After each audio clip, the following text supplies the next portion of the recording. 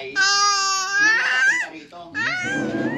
Sabi ng DSWD noon, Oh. pasya ngayon lang. Ngayon lang. Oo. Tapos, oo. Sol. Pasok kayo yung manugang na. Ingay yan. Malapit na. Pinagawa natin ng sa isang akasya. Ate Maricel, masaya ka ba, Ate Maricel? Nandito na yung mga anak mo.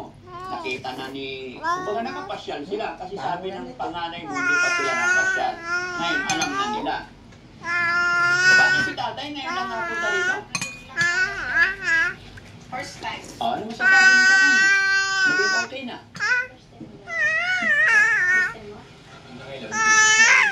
Nung nakita ko na sir, 30 na.